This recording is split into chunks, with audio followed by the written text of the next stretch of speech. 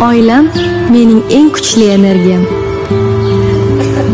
Har safar kuzatayotganda xuddi birinchi marta ketayotgandek hayajonlanamiz.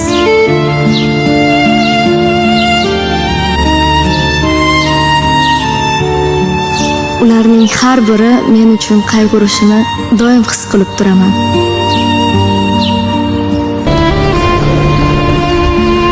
Bir necha oy oldin